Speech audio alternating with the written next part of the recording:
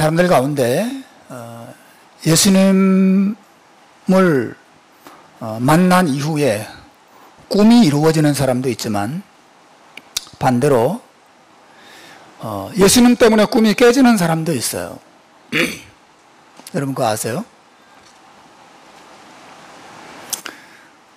그 중에 한 사람이 오늘 본문에 등장하는 요셉과 그의 아내 마리아죠. 이 두 사람은 결혼을 약속한 사이였어요. 조만간 일가 친척들과 친구들의 축복을 받으면서 신혼 살림을 시작할 예정이었어요. 이 두 사람의 나이는 아마도 10대 후반쯤 되었을 것입니다. 그 당시 결혼 나이들이 15세 이상, 17세, 18세 이럴 때 결혼했기 때문에 마리아와 요셉도 예외가 아니었을 것이다. 15, 우리 이슬이 나이, 예나가 아직 15은 안 된다? 내 나이, 비슷한 나이겠죠. 마리아의 나이가 이때쯤 된 것이죠. 요셉도 아마도 우리 이준이 나이, 그 정도 됐겠죠. 이 두 사람, 사랑하는 사람과 가정을 이루고 자녀를 낳고 행복하게 살 꿈을 꾸고 있었겠죠. 그런데 그 꿈이 하루아침에 무너집니다. 그런 더 놀라운 것은 그 꿈을 무너지게 하신 분은 바로 예수님이었어요. 예수님 때문에 이들의 꿈과 계획이 다 무너지고 깨집니다. 마리아는 천사를 통해서 처녀인 자신의 몸에 한 아기가 잉태될 것이라고 하는 날벼락 같은 소식을 듣게 되죠. 그냥 처녀도 아니고 정혼한 처녀입니다. 결혼할 남자가 있어요. 날짜까지 잡아놨습니다. 또 자신의 몸에 아기가 생길 것이라는 하나님의 말씀을 천사를 통하여 듣게 되죠. 그것은 이 마리아로 하여금 부정한 여인으로 손가락질 당하고 율법에 따라서 돌에 맞아서 죽게 만들 수 있는 위험한 소식이었어요. 하지만 이 천사를 통해서 자기의 몸에 잉태될 그 아기가 장차 이 땅에 하나님의 뜻을 이룰 하나님의 아들이라는 말을 듣고 이 마리아는 그 하나님의 뜻을 이루기 위해서 자신의 몸을 드리기로 결심합니다. 자신의 인생을 하나님께 바치기로, 자신의 꿈이 어떻게 되든 하나님의 뜻을 따르기로 마리아가 신앙생활을 오래 해서 성숙한 60, 70의 그런 할머니가 아니라 10대 중반의 그 어린 소녀가 하나님 앞에 자신의 인생을 드리기로 그렇게 결심하는 것이죠. 여러분 누가복음에 보면 이 마리아가 천사에게 보인 마지막 반응이 이것이에요. 누가복음 1장 38절에 이렇게 말합니다. 주의 여종이 오니 말씀대로 내게 이루어지이다. 참 놀랍죠. 저는 주님의 종입니다. 내 꿈과 계획이 중요한 것이 아니고 주님의 뜻을 위해서 내 삶을 드립니다. 저는 주님의 종에 지나지 않습니다. 주님의 뜻이 이루어지기를 바랍니다. 굉장히 아름다운 비록 어리지만 대단히 성숙한 그런 신앙의 모습을 마리아가 보여주게 됩니다. 얼마 후 마리아의 남편이 될 요셉에게 또 다른 날벼락 같은 소식이 들리죠. 그것은 자기와 결혼할 마리아가 임신했다는 소식이었어요. 마리아가 들었던 소식, 자신의 몸에 아기가 생길 것이라고 하는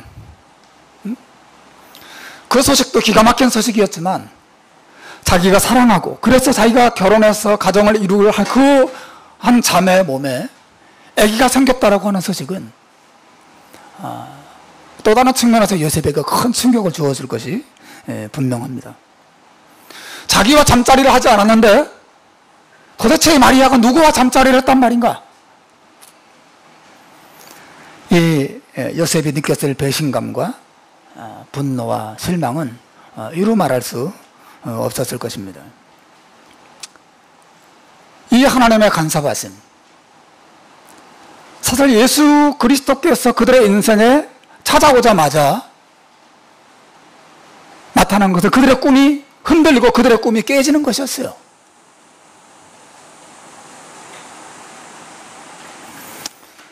하나님께서 요셉의 꿈속에 다시 한 천사를 보내시죠. 그리고 마리아의 몸에 잉태된 그 아기는 마리아의 부정 때문에 생긴 아기가 아니고 하나님의 성령으로 잉태된 아기라는 사실을 알려줍니다.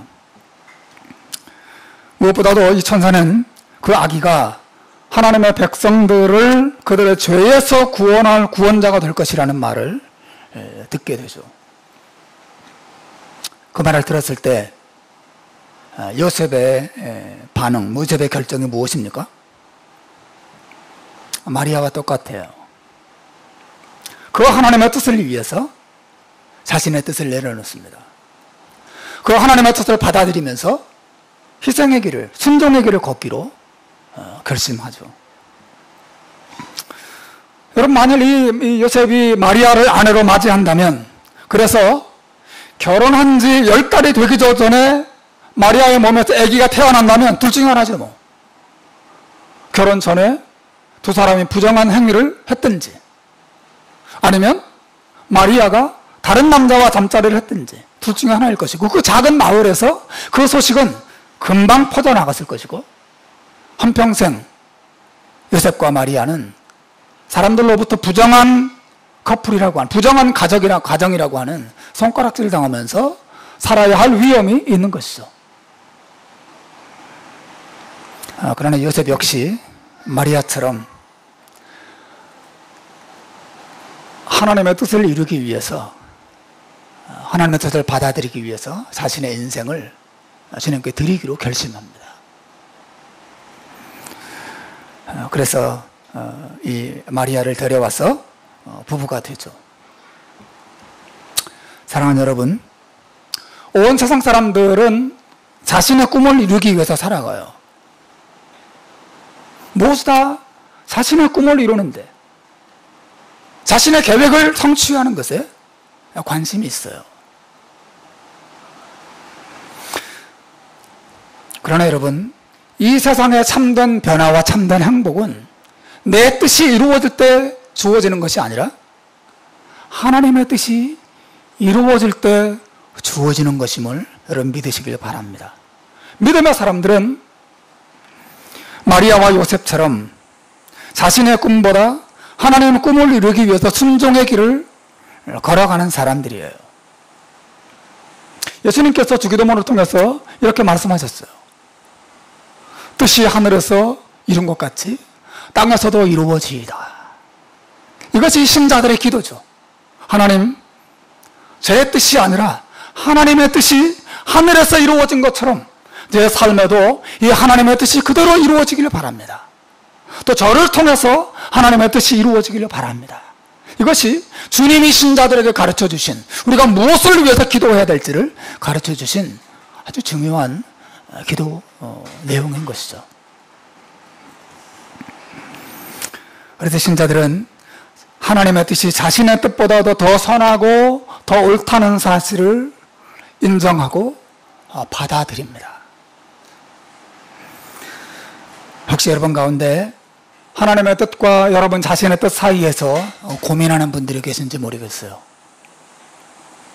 하나님의 기뻐하신 뜻을 머리로 알면도 불구하고 내 생각과 내 욕심대로 뭔가를 결정하려고 애쓰는 분들이 계신가요? 여러분, 마리아와 요셉처럼 하나님의 뜻을 선택하시길 바랍니다. 그러면 이들 부부처럼, 이 마리아와 요셉 부부처럼 이 세상에서 이 세상에 예수 그리스도가 탄생하게 만드는 그런 영광스러운 인생을 하나님께서 여러분을 하여금 살게 하실 줄로 믿습니다. 아주 복된 생애죠. 자, 오늘 제가 여러분에게 설교하고자 하는 핵심은 이것입니다. 성탄절은 하나님께서 이 땅에 이루고자 하시는 그 하나님의 꿈, 하나님의 뜻이 무엇인지를 분명히 알려주는 날이에요.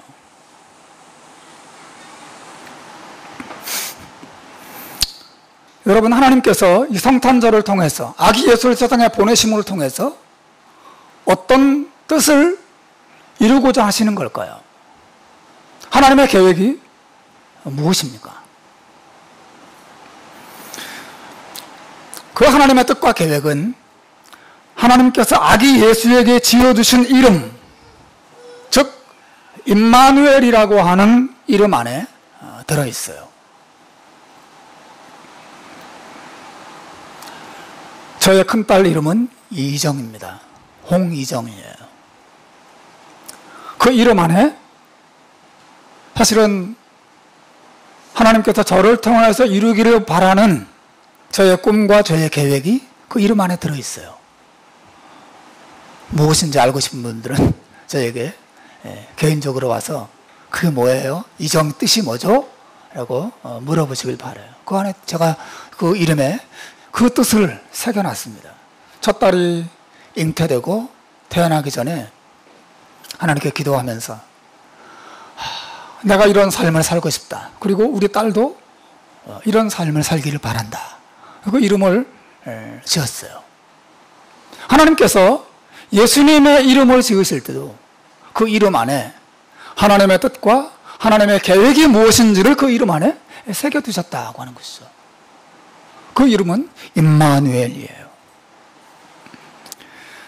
천사가 요셉에게 장차 태어날 아기가 구약의 선지자 이사야의 예언을 이루는 사람이 될 것이라고 말하면서 그 아기의 이름이 임마누엘이 될 것이라고 소개하죠.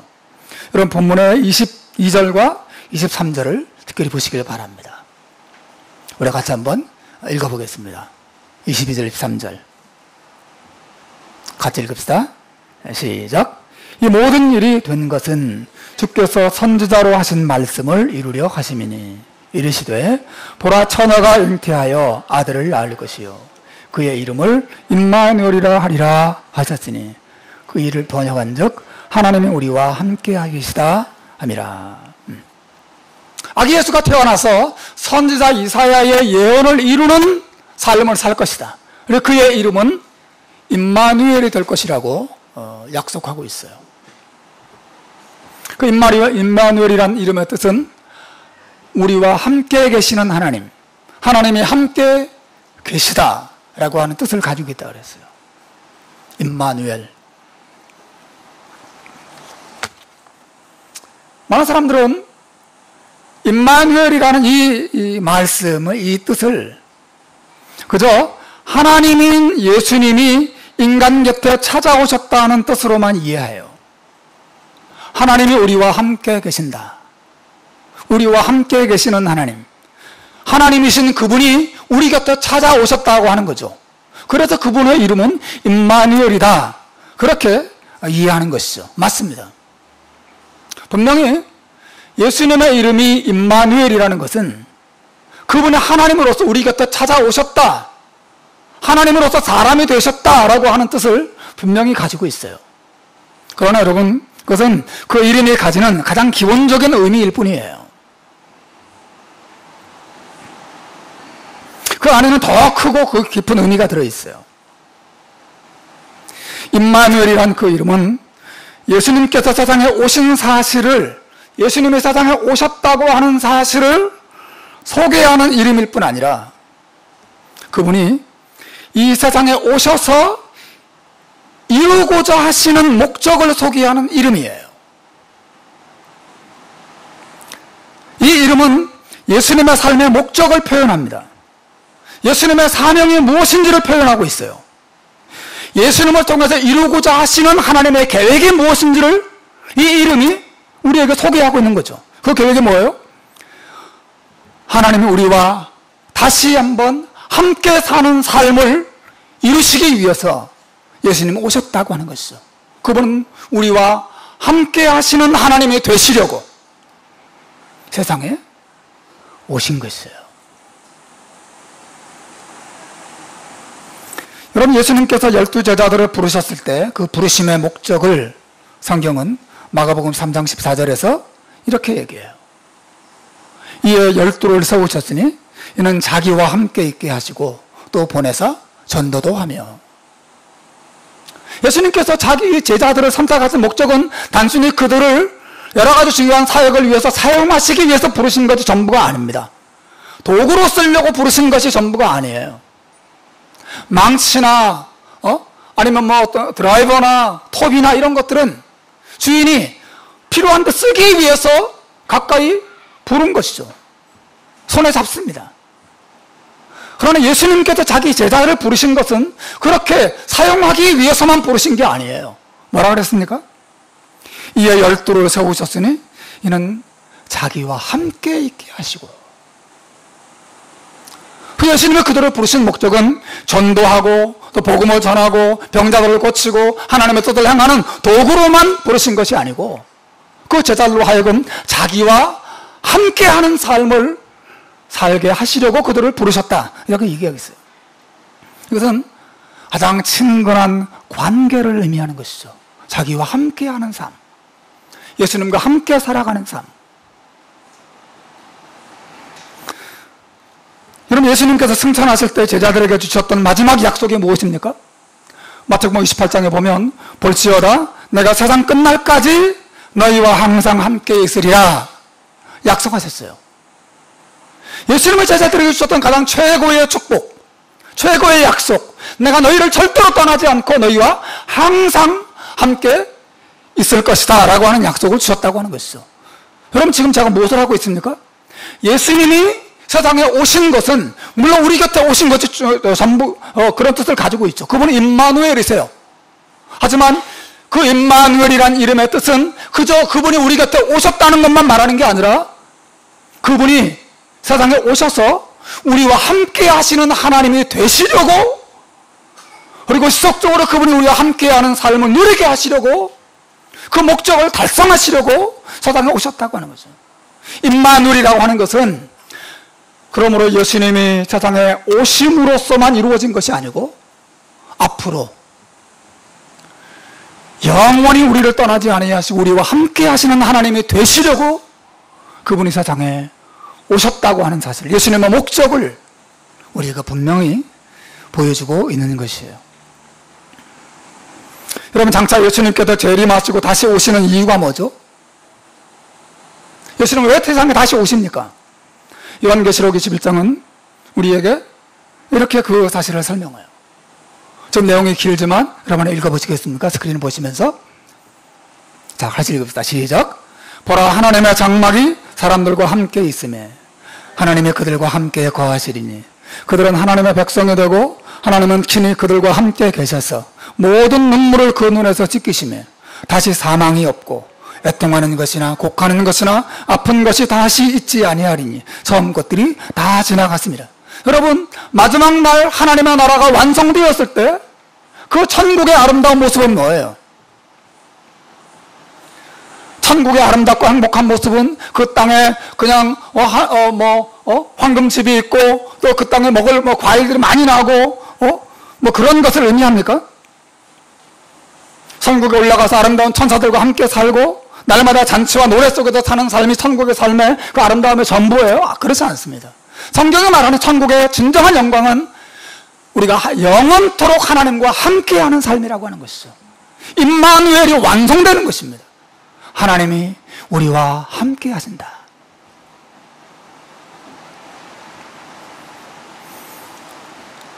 여러분, 아담과 하와가 타락한 이후에 잃어버린 축복이 무엇입니까?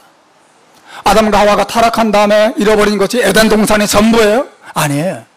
아담과 하와가 잃어버린 최고의 축복은 우리와 더불어 하나님이 함께하는 삶을 잃어버린 것이죠. 그러므로 여러분,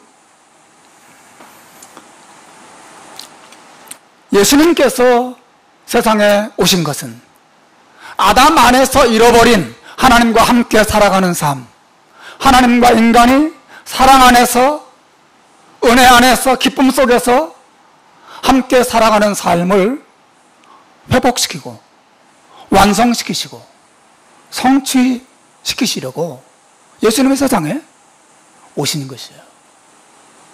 우리와 함께 계시는 하나님.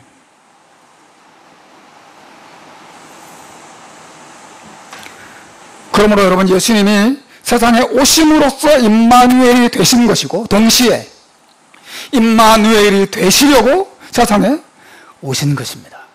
우리는 예수님 안에서 우리와 함께 하시는 하나님을 맛보게 되는 것이에요. 우리와 함께 하시는 하나님. 사랑하는 여러분 삶 속에도 하나님과 함께하는 삶이 무엇인지 맛보고 계세요? 여러분, 하나님과 함께 살아가는 삶을 살고 있습니까? 여러분, 하나님과 함께하는 삶이 무엇인지 경험하세요? 여러분의 삶은 어떻습니까? 예수님의 세상에 오신 것은 임마누엘로서 오셨고 임마누엘이 되시려고 세상에 오셨다.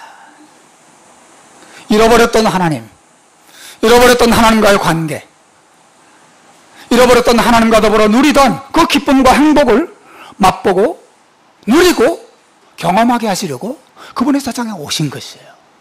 그분의 이름은 그래서 임마누엘이신 것입니다.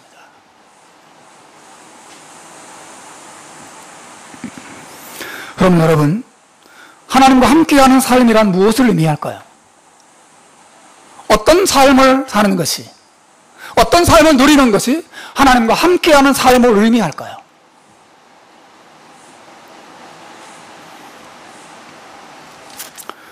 우선적으로 그것은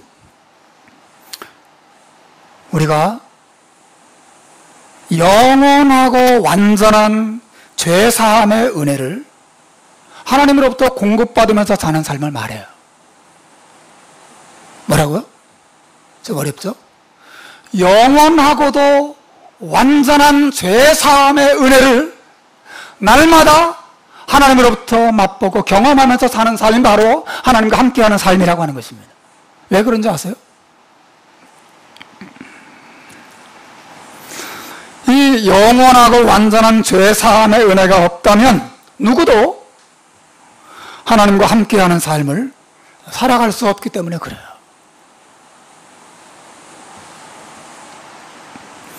여러분, 하나님과 함께 하는 삶, 하나님과 함께 살아가는 삶이라고 하는 것은 그저 교회 다니는 삶을 말하지 않습니다.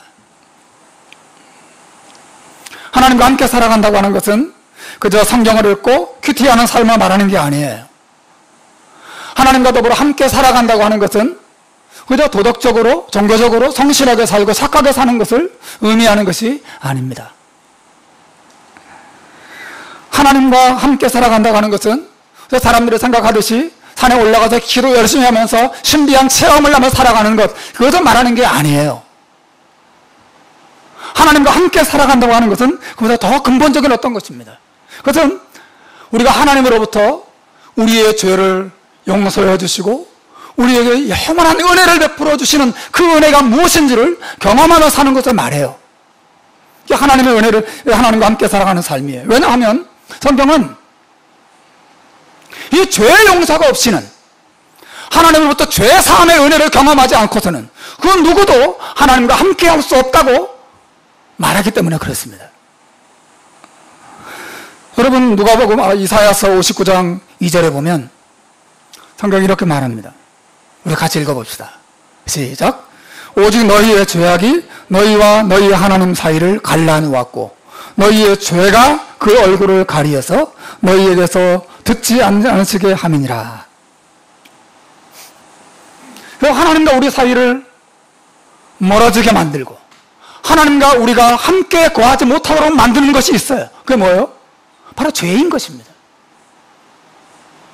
이 죄가 제거되지 않으면, 죄가 용서되지 않으면, 이 죄 사함의 은혜를 경험하지 않으면 그 누구도 하나님께 가까이 갈 수 없고 하나님 우리 가운데 가까이 올 수가 없는 것이에요.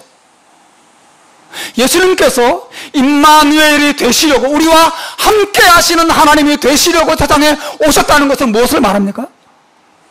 그저 세상에 오신 것으로 끝나는 게 아니고 그분이 십자가에서 나를 위하여 죽으시고 나의 모든 죄를 용서하심으로, 나의 죄를 영원토록 용서하심으로 그 하나님의 나와 함께 있을 수 있게 되었고, 나도 이 예수님의 용서를 의지하고 하나님과 함께 있을 수 있게 된 것이죠.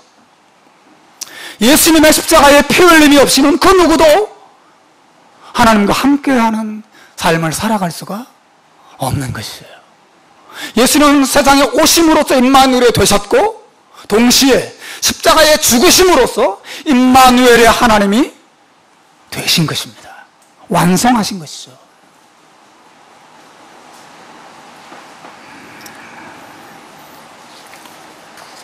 사랑하는 여러분, 우리가 하나님과 함께하는 삶을 산다고 하는 것, 그래서 그저 교회 다니고 그냥 기도하고 착하게 살고 봉사하고 성경 공부하고 그렇게 사는 것만 말하는 게 아니에요. 관공서에서 종교가 뭐냐 물어보는 안에 그냥 기독교라고 쓸 수 있는 사람으로 살아가는 것을 의미하는 게 아닙니다. 그게 하나님과 함께 살아가는 삶이 아니에요. 나는 모태신앙이고 몇 대째 예수 믿는지 몰라요. 그걸 자랑하는 삶이 하나님과 함께 살아가는 삶을 의미하는 것이 아닌 것입니다. 하나님과 함께 살아간다고 하는 것은, 하나님과 함께하는 삶이라고 하는 것은, 나는 죄인인데 하나님의 예수님을 통해서 나의 모든 죄를 완전하게 또 영원히 용서하셨다고 하는 이 은혜를 의지하며, 이 은혜를 기뻐하며, 이 은혜를 감사하며 살아가는 것을 의미하는 것이에요. 이 하나님과 함께하는 삶.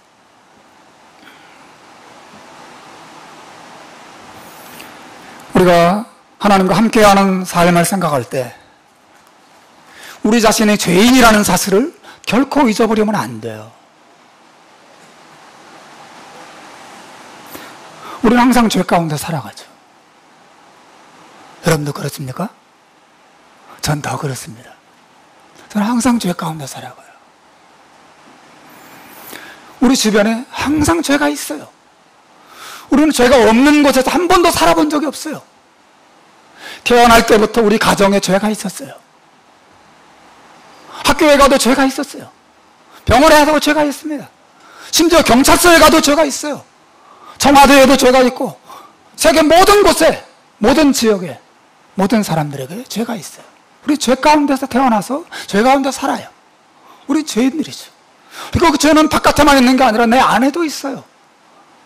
우린 죄인이에요. 사실 우리는 죄의 덩어리죠. 그것은 마치 우리가 어떤 육체적인 장애를 가진 사람과 같다는 거예요. 어떤 사람은 귀가 안 들리고, 어떤 사람은 눈이 안 보이고, 어떤 사람은 뇌성마비여서 팔이 구부러지고 입이 삐뚤어지고 몸을 덜덜덜 떨면서 살아가는 그런 사람도 있어요. 또 다양한 육체적인 장애를 가지고 있죠. 여러분, 그 장애는 아침에 눈을 뜰 때부터 저녁에 잠자리에 들 때까지 항상 나와 같이 있어요. 그 장애가 나를 따라다녀요. 심지어 잠자리에 들어서 잠을 잘 때도 그 장애는 내 몸 안에 있는 것입니다. 그렇죠. 여러분, 죄라고 하는 것이 마치 그와 같다고 하는 거죠. 항상 그 죄는 나와 함께 하고 있어요. 근데 그게 계속 영향을 미쳐요. 나를 그냥 불쑥 화나게 만들고, 나를 막 나쁜 생각을 하게 만들고, 나로 하여금 거짓말을 하게 만들고, 누구를 사랑하고 용서하지 못하게 만들고, 교만하게 만들고, 다른 사람을 무시하게 만들고, 여러분, 죄가 끊임없이 나를 그렇게 반응하도록 만들고 있죠. 죄가 항상 내 안에서 나를 그렇게 다스리고 있는 거죠. 여러분, 제가 무슨 말을 하고 싶은 것입니까? 그런 우리가 어떻게 항상 하나님과 함께하는 삶을 살 수 있겠어요? 어떻게 우리가 임마누엘 하나님과 함께 있을 수 있겠습니까? 불가능한 것이죠. 불가능한 것입니다. 우리가 하나님과 함께하는 삶을 살 수 있는 비결은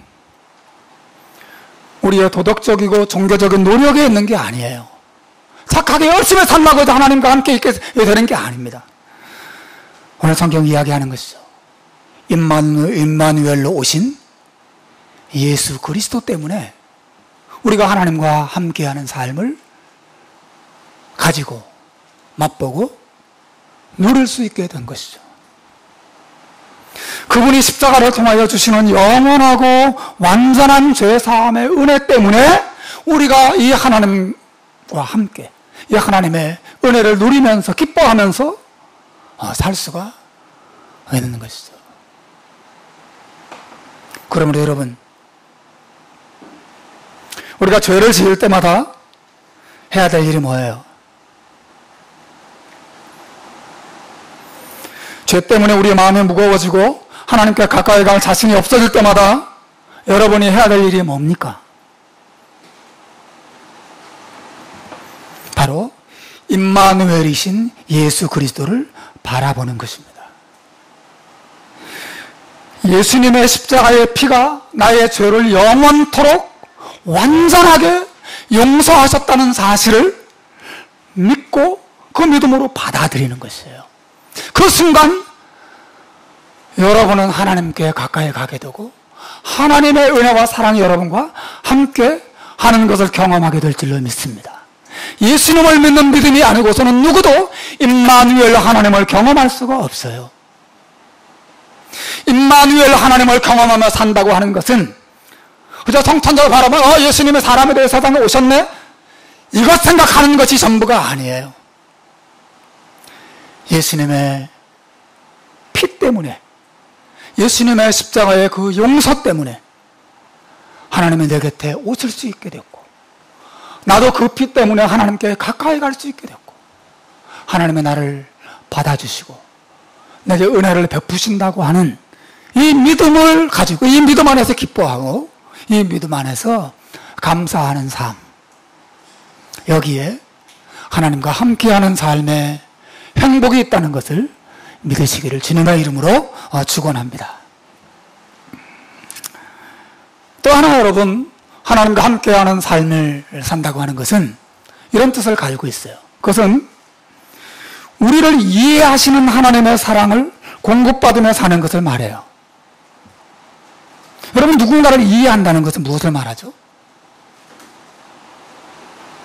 누군가를 이해한다고 하는 것은 그 사람을 받아준다는 것을 의미하죠.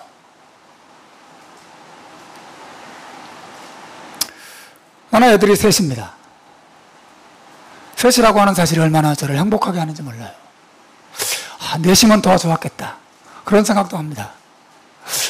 다섯일 수도 있었는데 뭐 그런 생각도 합니다. 내가 좀 더 일찍 결혼했더라면 많이 나았을 텐데. 거짓말이 아니고 진짜 늘 그런 생각합니다. 내가 왜 셋밖에 없을까? 내 셋이라도 얼마나 기쁘고 감사한가, 그런 생각을 해요. 근데 제가 우리 아이들을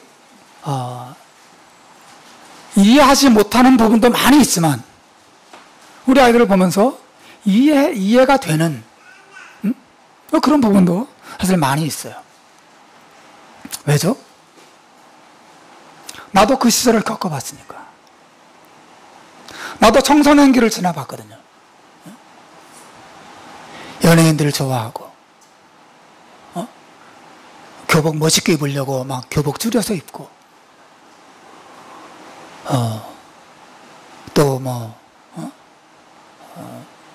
맨날 유행가 듣고, 기타 치면서 유행가도 막 부르고 싶고, 여자친구 저를 만나게 해달라고 하나님 앞에 감사한금 드리면서 기도도 하고, 그런 일들을 저도 많이 했습니다.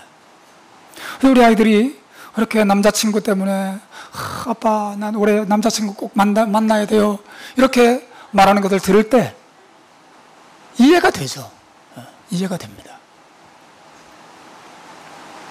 사랑하는 여러분, 제가 우리 아이들의 문화를 이해하지 못한다면 이해하지 못한다면 나는 그 아이들의 아빠로서 그냥 문자적으로서만 아빠일 뿐이지 사실 실제로는 멀리 떨어져 있는 아빠예요. 그 아이들이 이해가 안 되는 거죠.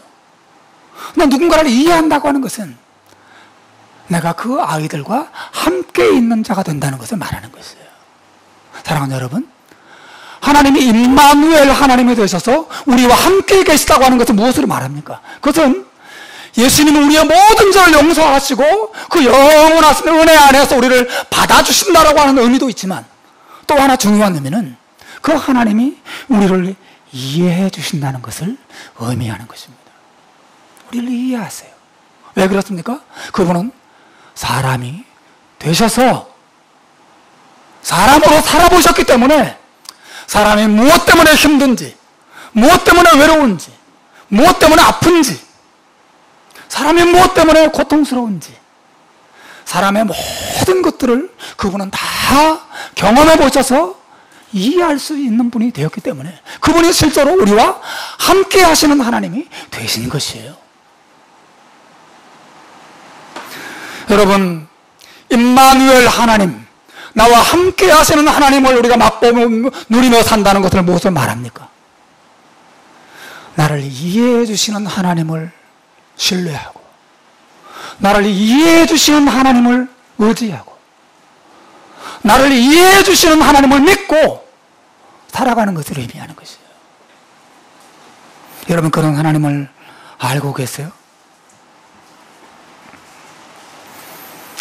그분은 사람이 되어서 그저 몸만 우리 곁에 계시는 하나님이 아니에요. 아빠가 되어서 자식들 옆에 그냥 몸만 덩그러니 같이 있는 그런 하나님이 아니라고 하는 거죠. 우리의 하나님 아버지는, 우리의 예수님은 우리가 겪어야 하는, 또 겪고 있는 수많은 고통과 외로움과 아픔과 눈물을 지금 다 겪어보셨어요. 그분도 배고파 보셨고, 그분도 외로워 보셨고, 그분도 이별의 슬픔을 당해보셨고, 그분도 피곤해 보셨고, 그분도 맞아서 아파 보셨고, 그분도 죽음을 다 경험해 보셨어요. 그래서 우리가 배고플 때 그분이 이해하십니다. 주님, 저 배가 너무 고파요. 정말 엊그제는 목요일 날인가요? 저녁에 집에 갔는데 배가 너무너무 고픈 거예요. 오늘따라 아내도 늦게 오고 막 갔는데 먹을 것도 없고, 야, 아내 올 때까지 기다릴 수가 없어서 막 밥도 하고 막 이것저것을 해서 먹었어요. 주님이 내가 밥을 먹지 못해서 몸도 피곤하고 밥을 먹지 못해서 배가 고파서 허덕거리는 거 주님이 아실까요? 여러분, 주님이 아십니다. 주님, 내 사랑하는 사람이 병들어서 누워있어요. 주님, 내 사랑하는 사람이 병들어서 그 질병 때문에 아파하고 두려워하는 거 보면서 나 너무 괴로워요. 여러분, 그럴 때 주님이 그 마음을 아실까요? 주님 마음을 이해하실까요? 여러분, 자식이 정말 말을 안 들어서 여러분의 마음을 그렇게 속을 썩을 때 그 마음이 무엇인지 주님이 아실까요? 주님이 아십니다. 저와 여러분이 경험하는 수많은 종류의 고통과 슬픔과 인생의 수많은 그 질고들을 주님이 알지 못하시는 것이 하나도 없다고 하는 것이죠. 주님은 그 고통 속에 우리와 함께 하시는 것입니다. 이게 임마누엘 하나님의 뜻이에요. 그분이 그냥 사람을 위해서 세상에 오신 것이 전부가 아니에요. 그분은 우리를 위해서 살아주셨고 모든 고난을 겪으셨고 우리를 위해서 죽어주셨어요. 그리고 지금도 우리가 고난을 겪고 아픔을 겪을 때, 우리가 연약함 속에서 쓰러질 때 주님이 거기 함께 계시고 우리를 이해해 주시고 우리를 긍휼히 여기신다는 사실을 성경은 말하고 있어요. 우리 히브리서 5장 7절에 보면 예수님에 대한 이런 말씀이 있습니다. 그는 육체에 계실 때에 자기를 죽음에서 능히 구원하실 이에게 심한 통곡과 눈물로 간구와 소원을 올렸고 그의 경건하심으로 말미암아 들으심을 얻었느니라 그랬어요. 예수님이 우리를 위해서 심한 통곡과 눈물로 기도하셨대요. 언제? 언제요? 언제라 그랬어요? 언제 그렇게 했다고? 어디에 계실 때? 육체에 계실 때, 몸을 가지고 있을 때. 사랑하는 여러분, 저는 이 말씀이 굉장히 위로가 돼요. 그분이 몸을 가지고 있을 때 심한 통곡과 눈물로 간구와 소원을 하나님께 올렸다 그랬어요. 누구를 위해서 기도했다는 거예요? 자기를 위해서 기도했다는 거예요? 아니에요. 뭐라 그랬어요? 자기를 죽음에서 능히 구원하실 하나님을 알고 있었어요. 하나님, 나 죽을지도 몰라, 나 구원해 주세요. 이게 이 기도가 아니라는 거죠. 하나님이 자기를 구원할 줄을 주님은 아셨기 때문에 나를 구원해 달라고 기도하지 않으시는 거죠. 그 대신 그분이 육체에 계실 때 심한 통곡과 눈물을 쏟으면서 기도했던 대상은 주님 자신이 아니라 누구예요? 똑같은 육신을 가지고 있는, 죄 가운데 있는 연약한 그 인생들을 긍휼히 여기면서 그들을 위해서 통곡과 눈물을 쏟으며 기도하셨다고 하는 것이죠. 주님은 육체를 가진 우리를 이해하세요. 사람들은 내가 얼마나 피곤한지 잘 몰라요. 내가 늙고 병들고 약해져서 정말 힘들다는 거 사람들은 잘 몰라요. 내가 자식 때문에, 또 배우자 때문에, 경제적인 어려움 때문에 정말 힘들다는 거 사람들은 잘 몰라요. 그러나 여러분, 임마누엘 하나님을 믿는다는 것은 무엇입니까? 하나님이 내 마음을 아신다. 내가 얼마나 힘든지, 내가 얼마나 괴로운지 주님이 아신다는 것을 믿으면서 그 속에서 위로를 누리며 사는 것, 이게 바로 임마누엘 되신 우리와 함께 하신 하나님을 경험하는 삶인 것이에요. 말씀을 맺겠습니다. 사랑하는 여러분, 성탄절은 우리와 함께 하시는 하나님이 되시려고 성자 하나님이 우리 곁에 오신 날이에요. 사실은 성자 하나님만 우리 곁에 오신 게 아니라 예수님과 더불어서 성부 하나님도, 성령 하나님도 우리 곁에 오신 날이 성탄절이죠. 하나님은 우리 곁에 오셨어요. 우리 곁에 오셔서 그분은 영원한 죄사함의 은혜로 우리와 함께 하세요. 여러분이 죄에 떨어지더라도 예수님이 여러분을 위해서 죽으시고 여러분의 모든 죄를 영원토록 완전하게 용서하셨음을 믿으시길 바랍니다. 그때 하나님이 여러분 곁에 계시는 것을 알 거예요. 여러분, 제가 왜 이 사실을 말하는지 아세요? 저도 여러분이 주일학교 다니면서 혹은 수도 없이 교회 다니면서 예수님의 십자가의 피의 용서를 다 듣고 알고 있다는 걸 저도 알아요. 제가 할 말이 없어서 이 말을 계속 하는지 아세요? 바보 같은 생각이죠. 그러나 너무나 많은 사람들이 예수 그리스도 안에서 내 모든 죄가 용서되었고 하나님은 나를 용서하셨다는 사실을 정말 믿지 못하고 살아가요. 그래서 감격하지 않습니다. 그게 얼마나 놀라운 것인지 기뻐하지 못해요. 왜 죄가 마음을 짓누를 때마다 그 완전한 용서를 바라보고 기뻐하지 못하고 마치 용서가 없는 사람처럼, 그 은혜를 모르는 사람처럼 살아가는 사람이 얼마나 많은지 몰라요. 사랑하는 여러분, 예수님이 십자가를 통해서 우리 곁에 찾아오신 하나님이신 것을, 임마누엘 하나님이신 것을 믿으시길 바랍니다. 그리고 그분은 그저 오셔서 죽으신 것으로 끝난 게 아니라 우리를 이해하십니다. 우리 곁에 계세요. 여러분 곁에 누가 있다고요? 옆에 한번 보세요. 여러분 곁에 누가 있어요? 누가 계세요? 주님이 계십니다. 여러분 가장 가까운 것은 주님이 거기 계세요. 우리가 아픔을 이해하십니다. 긍휼히 여기십니다. 그 주님을 투명인간처럼 여기지 말고 은혜와 사랑으로, 이해와 자비와 긍휼로 여러분 곁에 오셔서 함께 하시고 장차 다시 오셔서 영원토록 여러분을 그 곁으로 인도하실 것을 신뢰하시기를 바랍니다. 임마누엘 예수님께서 우리 곁에 오시려고 하나님께서는 마리아와 요셉의 믿음과 순종을 사용하셨어요. 하나님의 이방인들 곁에 다가가시기 위해서 바울 사도의 믿음과 순종을 사용하셨습니다. 그 하나님이 내 곁에 오시기 위해서 우리 어머님과 친구들과 선후배들을 사용하셔서 그들을 통해서 주님은 내 곁에 찾아오셨어요. 우리 주변에 임마누엘 되신 하나님의 은혜를 만나야 할 사람들이 많이 있어요. 여러분 스스로 임마누엘의 하나님을 날마다 누리시고 여러분도 누군가를 위해서 마리아와 요셉처럼 임마누엘 하나님을 사람들에게 소개하고 그 하나님을 만나게 하는 데 쓰임받는 복된 인생이 되시기를 주님의 이름으로 축원합니다. 기도하겠습니다.